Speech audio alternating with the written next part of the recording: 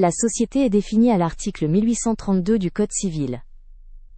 Ce dernier dispose que la société est instituée, par deux ou plusieurs personnes, qui conviennent par un contrat d'affecter à une entreprise commune, des biens ou leur industrie en vue de partager le bénéfice ou de profiter de l'économie qui pourra en résulter.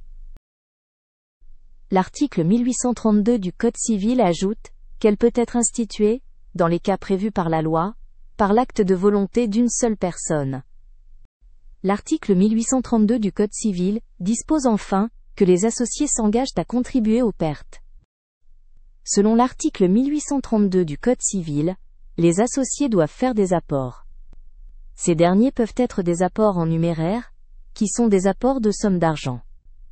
Les associés peuvent également réaliser des apports en nature, qui sont des apports de biens autres qu'une somme d'argent. Ils peuvent porter sur des biens mobiliers ou immobiliers, corporels ou incorporels. Les associés peuvent également réaliser des apports en industrie, qui sont des apports par lesquels un associé met à la disposition de la société son activité, son travail ou ses connaissances professionnelles. Conformément aux dispositions de l'article 1832 du Code civil, les associés doivent partager les résultats, c'est-à-dire partager les bénéfices et les pertes. Devenir associé, c'est donc prendre un risque.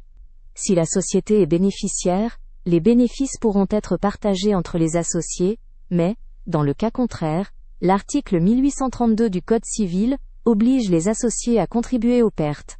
Dans les sociétés à risque limité, comme la SA ou la SARL, la contribution aux pertes intervient au moment de la liquidation de la société.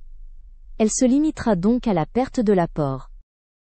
La jurisprudence a complété la définition de l'article 1832 du Code civil, en imposant un affectio societatis.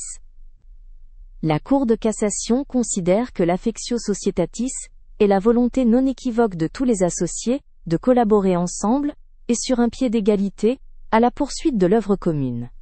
Toutefois, en raison des dispositions du nouvel article 1844-10 du Code civil, la nullité de la société ne peut résulter que de l'incapacité de tous les fondateurs, ou de la violation des dispositions fixant un nombre minimal de 2 associés.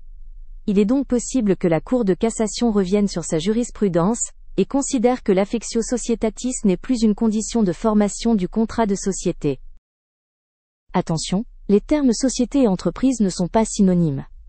L'entreprise est une notion économique non définie par le législateur, alors que la société est une notion juridique définie par le Code civil. Une société est nécessairement une entreprise. Mais une entreprise n'est pas nécessairement une société. Par exemple, un commerçant qui exploite son fonds de commerce possède une entreprise mais pas de société. Autrement dit, toute société est une entreprise, mais toute entreprise n'est pas une société.